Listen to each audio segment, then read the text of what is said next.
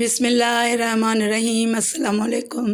ایک دن حضرت سلیمان علیہ السلام کے دربار میں انسانوں اور جنوں کے درمیان تقدیر و تدبیر کے اثرات کی بحث چل پڑی۔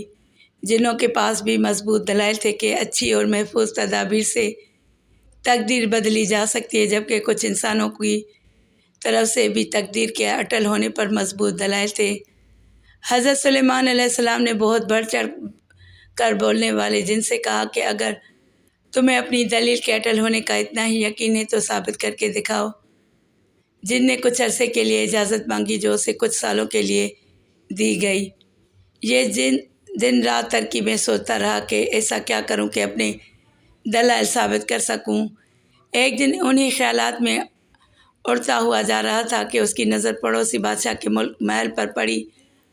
اس کے وسیع و عریض چمن میں نوعمر شہزادی اپنی کنیزوں اور سہیلیوں کے ساتھ چھپن چھپائی کھیل رہی تھی۔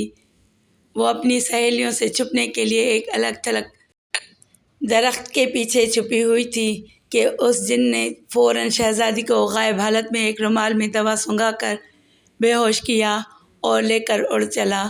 اس نے ایک بڑے اور گھنے درخت کی شاخوں کے درمیان ایک آرام دہ کمرہ بنایا۔ اس میں شہزادی کی ضرورت کی اور کھانے پینے کی تمام اشیاء رکھ دیں تاکہ شہزادی ہوش میں آئے تو اچانک پریشان نہ ہو جائے۔ یہ درخت ایک شوریدہ اور خوب چوڑے دریا کے درمیان تھا۔ دور دور تک صرف جنگل و بیابان تھا۔ ہوش آنے تک جن مناسب شکل میں ایک بزرگ کی صورت میں آ گیا۔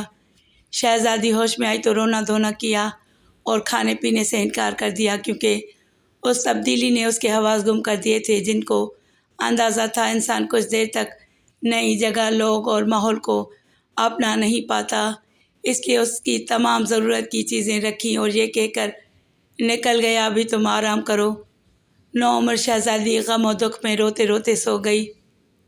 جن اگلے دن بزرگ کی شکل میں آیا اور اسے پرشفقت انداز سے جھوٹی تسلیاں دی تاکہ وہ بیمار نہ ہو جائے، کبھی بادشاہ معظم اسے سزا نہ دے۔ جن نے شہزادی کی پسند کی چیزوں کے متعلق پوچھا اور اگلے دن آنے کا کہہ کر چلا گیا۔ آہستہ آہستہ شہزادی جن کی عادی ہوتی چلی گئی اور وہ اس سے اپنی ضرورت کی چیزیں منگوانے لگی۔ وہ اس پاس کی کھڑکیوں سے جنگل یا دریا کا نظارہ کرتی، اسے اپنے جیسا کوئی اور انسان نظر نہ آتا، لیکن جن جسے وہ بابا کہنے لگی تھی کے بارے میں جان چکی تھی کہ وہ ایک جن ہے جو کمرے سے نکلتے ہی وہ غائب ہو جاتا ہے، جبکہ باہر کوئی سیڑھی نہیں تھی۔ وقت گزرتا گیا اور شہزادی نوعمری کے دور سے نوجوانی میں داخل ہو گئی۔ جن کے آنے کے دورانیے میں لمبا وقفہ آنے لگا، کیونکہ اب وہ مطمئن تھا کہ اب شہزادی کو پیش کرنے کا وقت آنے والا ہے اور وہ بادشاہ معظم حضرت سلیمان علیہ السلام کے سامنے اپنی شرط جیت جائے گا۔ ایک دن طوفان کے آثار تھے، دن میں بھی رات چھا گئی تھی۔ شہزادی نے ایسی طوفانی کیفیت پہلی مرتبہ دیکھی تھی۔ ڈر اور خوف سے اس کا برا حال ہو گیا۔ کافی دیر گزر گئی کہ اس دوران اسے دروازے پر دستک سنائی دی۔ ایسا پہلی مرتبہ ہوا تھا کہ کسی نے دستک دی ہو، ورنہ جن تو خود بخود اندر آ موجود ہوتا تھا۔ شہزادی نے خوف و دہشت سے پوچھا کون؟ تو اسے گھبرائی ہوئی آواز سنائی دی، ہمیں کچھ دیر کے لیے اندر پناہ دو، طوفان گزرنے تک ہم رکنا چاہتے ہیں۔ شہزادی نے دروازہ کھولا تو وہاں دو نوجوان بمشکل ٹہنی پر بیٹھے ہوئے تھے۔ دروازہ کھلتے ہی دونوں جوان اندر داخل ہو گئے۔ شہزادی نے ایک مدت کے بعد اپنے جیسے انسانوں کو دیکھا تو اسے اغوا ہونے سے پہلے کا وقت یاد آ گیا کہ انسان ایسے ہوتے ہیں۔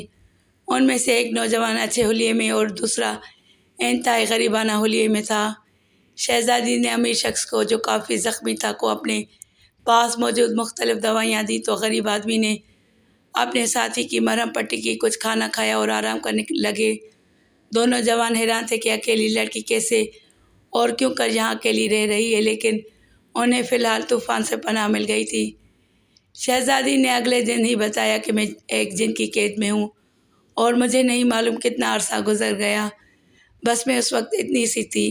شہزادی نے ہاتھ سے اشارہ کر کے بتایا تو نوجوان کو اندازہ ہوا کہ وہ اس وقت 7-8 سال کی ہوگی اور اب ان کے اندازے سے 12 سال گزر چکے ہیں۔ شہزادی جن کے آنے کے خوف سے انہیں جانے کا کہتی رہی، لیکن غریب لڑکے نے بتایا کہ یہ ایک ملک کا شہزادہ ہے اور میں اس کشتی کا ملا ہوں جس پر سوار ہو کر شہزادے ساتھیوں کے ساتھ مچھلیوں کے شکار کے لیے نکلے تھے کہ اس طوفان نے کشتی بری طرح تباہ کر دی۔ باقیوں کا کیا بنا، صرف ہم دونوں ایک تختے سے چمٹ کر اس درخت کی لمبی شاخوں سے اٹک گئے۔ چڑھتی طوفان لہروں سے بچنے کے لیے درخت پر چڑھے تو کمرہ دیکھ کر حیرت بھی ہوئی اور بچنے کی امید بھی، لیکن یہاں تو ایک اور ہی ماجرا نظر آ گیا ہے۔ شہزادے نے کچھ بہتر ہونے تک ٹھہرنے کی اجازت چاہی۔ شہزادی نے بتایا کہ جن انہیں زندہ نہیں چھوڑے گا۔ حیرت انگیز طور پر جن کے آنے کا وقفہ لمبا ہوا اور اس دوران شہزادہ بہتر ہو گیا اور وہی ہوا جو تقدیر نے رنگ دکھانا ہوتا ہے کہ شہزادی اور شہزادے کی میں دلچسپی دیکھ کر سادہ لو ملا نے کہا، جناب عالی میں آپ دونوں کا نکاح کر دیتا ہوں کیونکہ آپ اس طرح یہاں اکیلا رہنا ٹھیک نہیں۔ اس کے بعد جلد از جلد شہر تک پہنچ کر آپ کے لیے مدد لے کر آ جاؤں گا۔ آپ شہزادی کے دن خوشی خوشی گزرنے لگے اور چند ماہ مزید گزر گئے۔ شہزادے کی بہتر صحت کے بعد ضد تھی کہ ہم دونوں فرار ہو جائیں، لیکن شہزادی جانتی تھی کہ جن ہر جگہ سے اسے تلاش کر لے گا اور شہزادے کو نقصان پہنچائے گا۔ شہزادے کو ملا پر بھی حیرت تھی کہ وہ آج کئی مہینوں سے مدد لینے گیا ہے اور واپس نہیں پلٹا۔ اب شہزادی ماں بننے والی تھی۔ شہزادہ سخت پریشان تھا کہ وہ اکیلے سب کچھ کیسے سنبھال سکے گا کہ شہزادی کو جن کے آنے کا احساس ہوا جو اسے اندازہ ہو جاتا تھا۔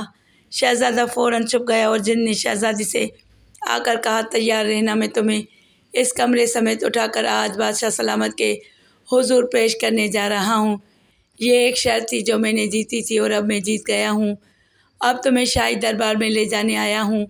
شہزادی حیران و پریشان تھی کیونکہ اس کے بچے کی پیدائش کا وقت قریب تھا۔ جن نے ایک نعرہ بلند کیا اور کمرہ ہاتھ میں اٹھا کر پرواز شروع کر دی۔